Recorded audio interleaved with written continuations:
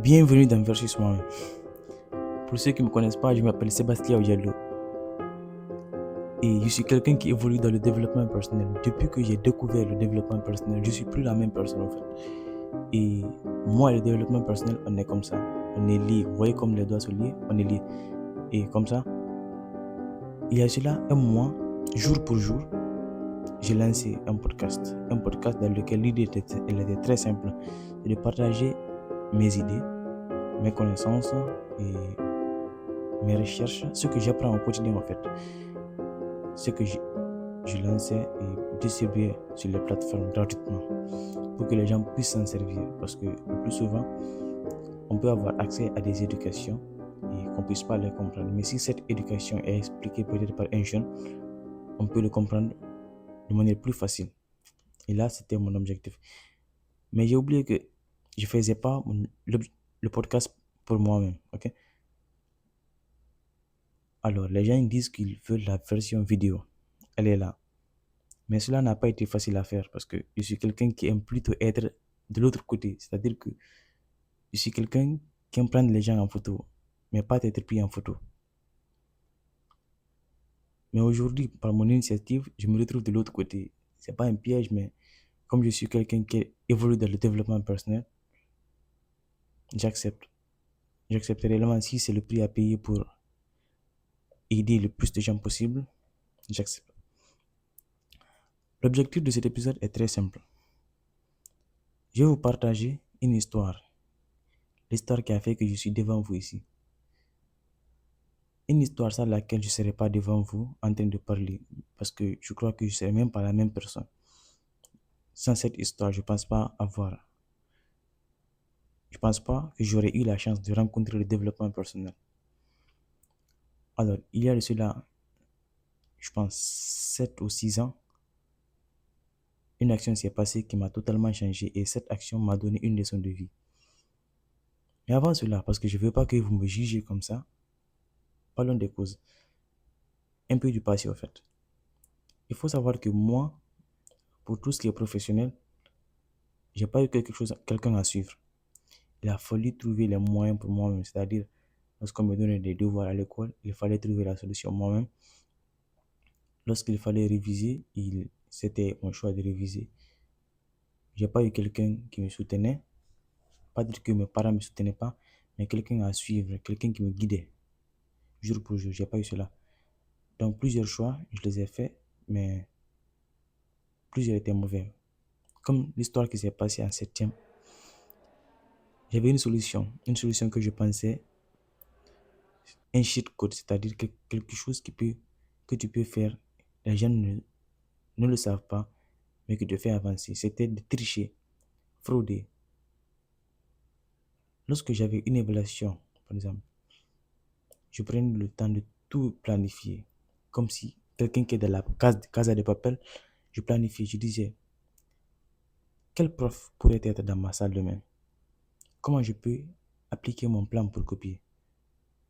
À quel moment faire sortir les feuilles ou le téléphone pour copier? Donc tout cela. J'ai eu la moyenne comme ça. Et en huitième année, j'ai commencé la même chose. Mais cette fois, les choses n'étaient pas de mon côté. J'ai été attrapé 2 fois. Peut-être que je n'avais plus le pouvoir de copier. Mais je suis vraiment heureux de cet événement que j'étais attrapé en train de copier 2 fois de suite dans la même matière, en biologie. La première fois, j'étais attrapé en évaluation. Ça, ce n'était pas grave. Pourquoi? Parce que je pouvais me rattraper. La deuxième fois, j'ai été attrapé et fraudé, c'est-à-dire que j'ai eu 0 en pleine composition, c'est-à-dire que je ne peux plus me rattraper dans une évaluation finale. Et là, mon monde s'est retourné contre moi. Et si ma mère le savait, et si telle personne le savait, si mon père le savait que je copie, cela fut un secret jusqu'à aujourd'hui. Je vais vous partager cela. J'ai été fraudé, je ne voulais pas le doubler. Parce que moi, mon objectif c'était d'aller à l'école, bagailler, faire tout cela, mais faire tout possible pour avoir la moyenne. Donc le lendemain, on avait la physique. Je suis venu, j'ai révisé la physique comme un malade. Mais comme vous savez, la physique, c'est une matière pratique. J'ai révisé, je suis allé, le sujet est lancé, c'est de la pratique. Et moi, j'ai pas suivi. Comment traiter quelque chose, juste peut-être mettre les réponses alors que tu sais pas. Tu sais pas prouver ton calcul. Alors j'ai eu une mauvaise note en physique. Donc je suis allé j'étais sorti pour voir un ami pour savoir comment lui il fait pour réviser parce que souvent on pagaille ensemble mais ils avaient de meilleures notes. Je suis allé, ce gars il révisait. Ils étaient dans sa cour, ils avaient le t-shirt nu, mais ils révisaient. Ils avaient le cahier comme ça, ils révisaient. J'étais choqué. Toi tu révises, mais on pagaille ensemble, tu révises? Alors j'ai commencé à réfléchir. Ce gars, on pagaille ensemble. Mais lorsqu'il y a des résultats, il était toujours devant nous. On était beaucoup. Mais il y avait une petite partie qui était toujours devant. Mais moi, je prenais cela comme de la coïncidence. Ce jour, je l'ai vu réviser. C'est comme si pour moi, il avait défié les règles du groupe. C'est comme si pour moi, tout pagailleur n'avait pas le droit de réviser. Et moi, j'ai respecté cela. Je suis rentré à la maison, je me suis dit non, il faut changer. Je ne suis pas allé sur Google pour demander comment avoir la moyenne pour passer en 9e année alors qu'on est fraudé 2 fois. Je n'ai pas fait cela. Je n'ai pas essayé de rechercher des techniques pour réviser rapidement. Non. Ce que j'ai fait, j'ai ouvert le cahier, j'ai révisé. J'ai tout mis dans la tête. Physique déjà, lui, il envoie de la pratique, je ne suis pas fort. Mais matière théorique, parce que cela, je peux tout faire pour avoir la moyenne en fait. Tout ce que j'ai, c'est de mémoriser et aller recopier exactement sur la feuille. J'ai fait cela, j'ai eu ma moyenne. J'étais l'homme le plus heureux du monde parce que avant, je peux avoir 11. Ok, j'étais content, mais pas fier de moi. Mais après cela, lorsque j'ai 11, j'étais fier de moi parce que je savais que c'était le fruit de mon travail. Avant tout cela, je suis que je me mentais. Copier, c'était de me mentir à moi-même. Pourquoi je me mentais à moi-même? Souvent, je me pose cette question. Était-ce par manque de connaissances? Était-ce par manque de guide? Était-ce par manque de peur? Par peur de sortir de ma zone de confort? Était-ce par peur de réussir, c'est-à-dire essayer de nouvelles choses? Ou était juste parce que je voulais me mentir à moi-même? Jusqu'à présent, je n'ai pas la réponse, mais souvent je pense que c'est parce que je ne le savais pas. Je ne savais pas qu'il fallait réviser chaque jour, par exemple, qu'il ne faut pas accumuler les leçons. Je ne le savais pas. En 9e année, j'ai pris le devant, je suis allé calme. J'ai parlé à personne de mes objectifs. Je voulais être dans les 10 premiers. Imaginez quelqu'un qui est toujours dans les derniers rangs, vous dit que vous êtes à cette. Imaginez que je suis toujours dans les 35e sur 50, 40 sur 50. Moi, je viens te dire, je veux être dans les 10 premiers. Tu vas dire, ok, mais tout le monde a cet objectif. Donc, il a fallu se taire. Je pense que j'en ai parlé à quelqu'un, mais la personne a exactement répondu comme ça. Tout le monde est comme ça au début de l'année. Mais moi, je savais, je m'étais préparé. J'avais téléchargé des livres 9e, donc j'avais déjà essayé de comprendre des concepts. Parce qu'en 7e, 8e, j'ai presque tout raté, les bases, tout, je ne comprenais rien. Et on a fait une composition. Déjà, les gens avaient observé mon changement. J'étais calme, je ne pagaillais plus, il n'y avait plus mon nom dans le cahier des pagailleurs, dans la liste des pagailleurs, et dans la liste des bavards plutôt. Et ce qui veut dire que les gens se doutaient. Qu'est-ce qui se passait avec lui? Maintenant, je prenais les notes, je participais dans les cours. On a fait la première composition, j'étais 7e, je pense. Dans les 10 premiers en tout cas. Les gens se sont étonnés. Mais moi non, parce que je sais. Parce que je sais que ce que je voulais, presque tout le monde le voulait. Donc il fallait travailler de sorte que toutes les autres personnes ne puissent pas travailler comme je le fais. C'est-à-dire que si je veux être dans les 10 premiers et que tout le monde veut, toute la classe veut être dans les 10 premiers, je dois travailler de sorte que tous les autres soient fatigués avant d'arriver au niveau auquel moi j'ai travaillé. Donc depuis ce jour, Je ne suis pas trop souvent sorti dans les déprimés. Je suis souvent partie des meilleurs. Et cela, c'est parce que je travaille. Et je, je pense qu'après être une fois dans les déprimés, cela devient facile pour toi.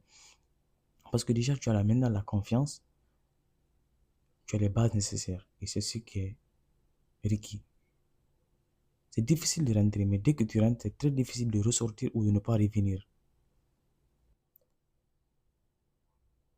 Imaginez quelqu'un qui... Ok. Imaginez quelqu'un qui veut avoir de l'argent. La personne se fatigue tellement et obtient son premier dollar. La personne est contente, mais c'est très difficile de perdre son premier dollar. Et en même temps, parce qu'il sait comment avoir un dollar, c'est très facile pour lui de revenir. Donc c'est ce que je veux dire par là. Parce que pour moi, j'étais maintenant parmi les meilleurs. C'était très facile pour moi. Et dans ce même laps de temps, j'ai découvert le développement personnel.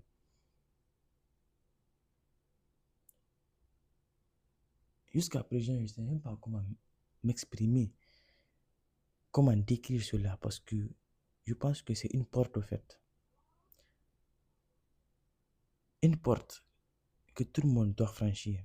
Je ne sais pas s'il y a d'autres portes après le développement personnel, mais je vois le développement personnel comme un grand portail où lorsque je entre, je n'ai plus la même personne. Qu'est-ce que je vais vous faire comprendre avec ce petit épisode? C'est qu'on est humain. On a droit à faire des erreurs. Vous pouvez faire des erreurs parce que vous ne connaissez pas les choses, parce que vous ne voulez pas sortir de votre zone de confort. La solution, c'est quoi? C'est de vous poser les questions. Imaginez que moi, j'avais eu la chance de me poser la question ou d'écrire sur une feuille qu'est-ce qui arriverait si je faisais ça. Essayer de visualiser les conséquences. Je pense que je n'aurais pas été fraudé 2 fois de suite quand même. Je ne serais pas aussi bête que ça. Et parce que j'ai ignoré et que j'ai continué à me mentir, la vie m'a frappé en pleine gueule et a bouleversé tout mon avenir. Cela a tout changé pour moi. Et pour les gens qui regardent cet épisode ou cette vidéo, je veux que vous arrêtez de vous mentir. Parce que c'est peut que la manière dont la vie va vous répondre, cette manière ne soit pas celle à laquelle, celle à laquelle vous vous attendiez.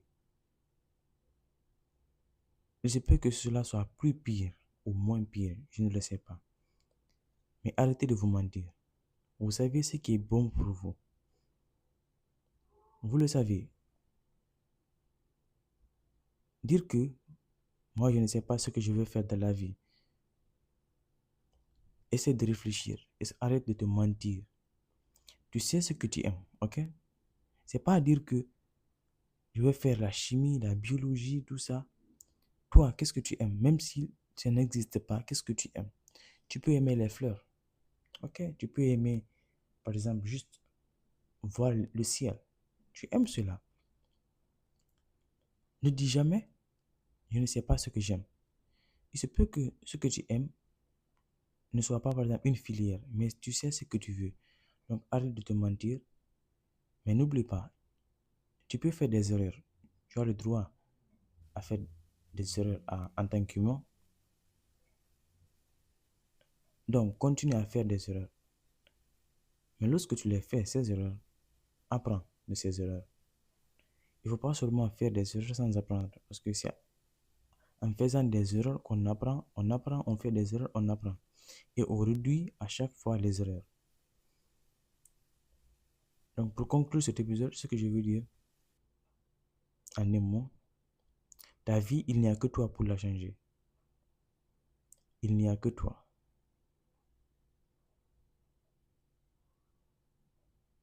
Donc, on peut parler ici toute la semaine, mais cela ne va rien changer si tu ne prends pas action dès aujourd'hui, dès cet instant. La pensée qui te parle dans ta tête, dit que ok, continue à regarder TikTok chaque jour, continue à regarder TikTok chaque jour. Tu sais que c'est pas bon pour toi, mais tu le fais. Donc faites attention et surtout encore faites attention. Vous ne savez pas quand la vie va vous frapper pour ces erreurs. Je sais que j'ai pas encore fini de faire mes erreurs, mais j'ai fait mon maximum pour essayer de tout gérer à mon niveau du mieux que je puisse. Donc à cela, je dis passez une bonne journée. Et moi, il est 2h ici en train d'enregistrer cet épisode. Passez une bonne soirée.